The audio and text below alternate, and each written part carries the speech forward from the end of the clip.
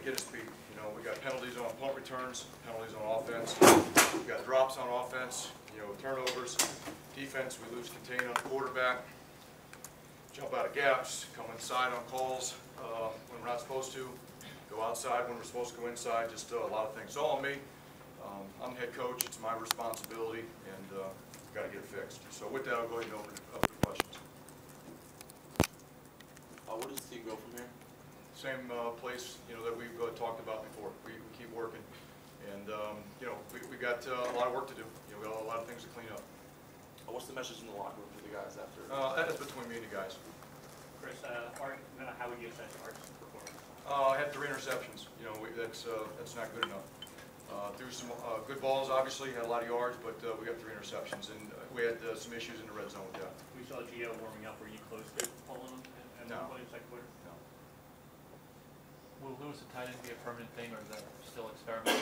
Still experimenting. Obviously, Jerome Washington was unable to play today due to injuries, so it was something that you know, we thought we'd try to do because of numbers.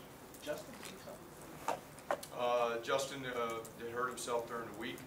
I should say he hurt himself during the week. He was feeling some pain last week in the game.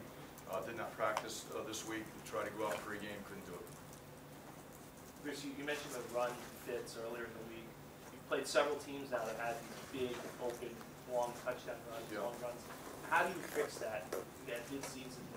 I know you guys are you're practicing it, it's just not changing. Yeah, you're right. You know, and we got to figure it out. You know, I've been doing this a long time, and to play team defense, you got to be disciplined. You know, one of the things I know our players are doing is they say they want to make plays, and plays will come to you when you play the call and are in the right spot. You can't just go outside of the framework of the defensive call and expect to make plays. You got to play disciplined football. You got to be gap sound. You got to do what the call is called to do, and you got to do it consistently. Why do you think those things are not translating from the week into game? I don't know.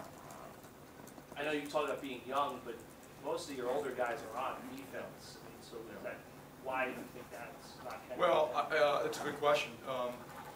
Depth is a concern on defense. You know, one of the things I do know that cures a lot of problems is competition, and you know, we're missing a lot of defensive scholarship players, and that's not an excuse, but that's reality. And I've been saying that for a while. You know, the issues where we lost some guys this summer has hurt us more than I thought because we've had some injuries. We've got some guys playing out of position. We don't have a lot of depth. That's reality. And you know, competition is something that fixes a lot of problems. You know, and right now we don't have it, and I got to get it fixed.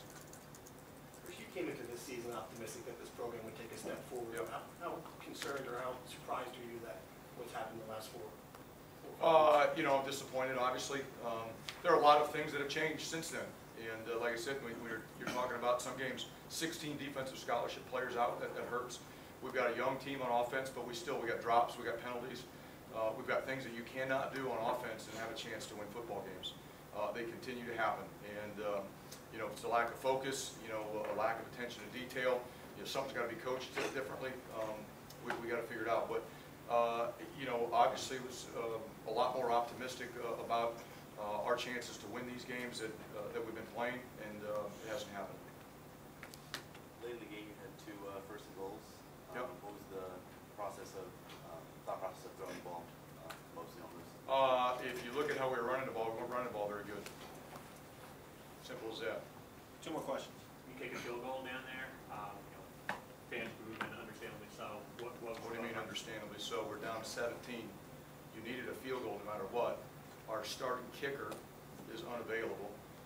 We're in a position where we can get 3 points that we're going to need no matter what. So if we go for it and we don't make it, the game's probably over at that point. So we needed points no matter what. So we were in position for our kicker to make the kick and put the points on the board. When you kicked the long field goal with Haggerty, I think it was a screenplay on 3rd down. Were you guys planning on going for it on 4th down and be able to pick up? It's all based on the result of the play. You know, we didn't get anything. You know, if we would have gotten some positive yardage, then there would have been conversation about what we would do. You know, it is what it is. Justin could not go today. You know, and when you don't have that guy, you got to make different decisions. We called a play that we thought would get some positive yards, and then you have an opportunity to make a decision, you know, if you don't get the first down on fourth down. Didn't happen. We're in a situation, you know, well, we could either try to go for it, punt it, or try to kick it. Try to kick it. Thanks, Coach. All right, thank you guys.